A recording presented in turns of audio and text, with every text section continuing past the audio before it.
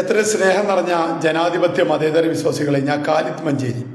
ഞാൻ ഇപ്പം അങ്ങനെ ഒരു വീഡിയോ ചെയ്യണത് കേരളത്തിൽ ഒരു കാലത്തും കാണാത്തതുപോലുള്ള എല്ലാ ജാതി മത വർഗീയ ഫാസിസ്റ്റുകളും കൂടിയും UDF-നും BJP-നും സഹായിച്ചുകൊണ്ട് BJP ജയിക്കാൻ സാധ്യതയുള്ളിടത്ത് BJP-നെ സഹായിക്കാമെന്നും BJP ജയിക്കാൻ സാധ്യതയില്ലാതെ കോൺഗ്രസ് വിജയിച്ചു വരണം എന്ന് ആഗ്രഹിക്കുന്നിടത്ത് കോൺഗ്രസിനെ പിന്തുണച്ചുകൊണ്ടും 1957 ഈ നാട്ടിൽ എങ്ങനെയായിരുന്നു സംഭവിച്ചിരുന്നു അതുപോലുള്ള ഒരു സമരമാണ് ഇപ്പോൾ LDF-നെതിരെ ഈ നാട്ടിലെ ജാതിമത വർഗീയ ഫാസിസ്റ്റുകൾ ഉയർത്തിക്കൊടുക്കുന്നത്.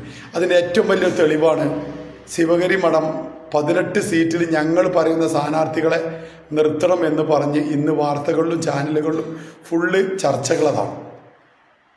നമ്മൾ ചിന്തിക്കേണ്ടത് നമ്മളെ നാട് പോണതങ്ങട്ടാണ്. ഇന്ത്യയിലെ 28 സ്റ്റേറ്റും 9 കേന്ദ്രഭരണ പ്രദേശത്തും വിദ്യാഭ്യാസം കൊണ്ടും സമ്പന്നം കൊണ്ടും ബുദ്ധി കൊണ്ടും വിവരം കൊണ്ടും എല്ലാ സംസ്കാരം കൊണ്ടും ഉയർന്നു നിൽക്കുന്ന ഒരു സംസ്ഥാനമാണ് കേരളം. RSS സംഘപരിവാറും ഇവിടെ നടപ്പാക്കാൻ പോകുന്ന അജണ്ടകൾ നടപ്പാക്കാതെ പോകുന്നത് ഇടതുപക്ഷ ജനാധിപത്യ മുന്നണിയും ഈ കേരളത്തിലെ മതേതരവാദികൾ ഒറ്റക്കെട്ടായി എതിർക്കുകൊണ്ടാണ്.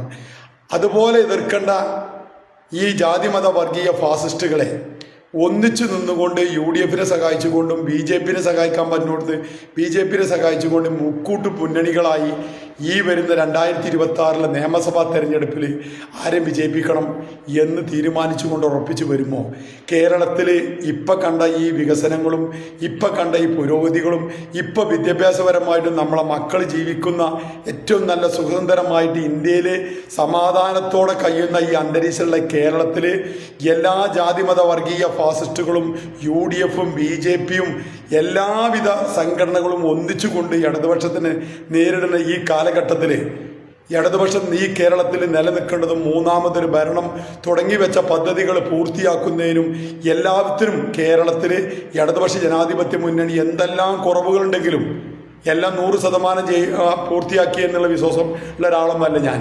പക്ഷേ ഇന്നലെ കോഴിക്കോട് ടൗണിൽ ഒരു 10 മണിക്കൂറോളം ഇന്നലെ സഞ്ചരിച്ചപ്പോൾ എനിക്ക് കാണാൻ കഴിഞ്ഞതുണ്ട്.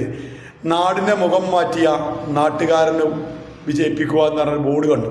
കോഴിക്കോടിൻ്റെ മുഖച്ഛായ മാറ്റിയ മുഹമ്മദ് റിയാസ് വെച്ചിട്ടുണ്ടെങ്കിൽ കേരളത്തിൻ്റെ മുഖച്ഛായ മാറ്റിയ ഇടതുപക്ഷം കേരളത്തിൽ വീണ്ടും അധികാരത്തിൽ വന്നിട്ടില്ലെങ്കിൽ നമ്മൾ ഏറ്റവും ചെയ്യുന്ന മലയാളിക്ക് ഏറ്റവും നശിച്ച ഒരു കാലയക്കാരം UDF-ഉം BJP-യും കൂടി അധികാരത്തിൽ പങ്കിടുന്ന ഒരു ഭരണം വന്നാൽ. അതുകൊണ്ടാണ് ഇടതുപക്ഷം പറഞ്ഞത് ഇടതുപക്ഷം അല്ലാതെ മറ്റാര് എന്ന് ചോദിച്ചത്. ആ ചോദ്യത്തിന് ഒരുപാട് പ്രസക്തി ഉണ്ടെന്നും അതുകൊണ്ട് ഓരോ ഇടതുപക്ഷക്കാരും സ്വന്തം പാർട്ടികളെയും സ്ഥാനാർത്ഥികളെയും ഇടതുപക്ഷത്തിനെയും വിജയിപ്പിക്കാൻ വേണ്ടി ഒറ്റക്കെട്ടായിട്ട് മുന്നോട്ട് വരണമെന്ന് അഭിമാനത്തോടെ പറയണത് കൊണ്ടാണ് ഈ കേരളം കൈവരിച്ച ഈ നേട്ടങ്ങൾ 5 വർഷം കൊണ്ട് നശിപ്പിച്ച് കയ്യിൽ തരും. BJP-ക്ക് കൂടുതൽ അക്കൗണ്ടുകൾ തുറക്കാനും BJP കേരളത്തിൽ ഏറ്റവും ഒരു ശക്തിയാകാനും പഞ്ചാബിലും കാശ്മീരിലൊക്കെ പോലെ BJP നടക്കുന്നത് കേരളത്തിൽ നടക്കാതെ പോണത് ഉത്തരേന്ത്യൻ സംസ്ഥാനങ്ങളിൽ പോകുന്നത് പോലെ കേരളം പോകാത്തത് മതേതരവാദികൾ ഉയർത്തെഴുന്നേറ്റുകൊണ്ടും സംഘപരിവാറിനെയും RSS-ഉം ഇവിടെ വർഗീയത ഉയർത്തി വരുമ്പോൾ അടിച്ചമർത്തുകൊണ്ടാണ്.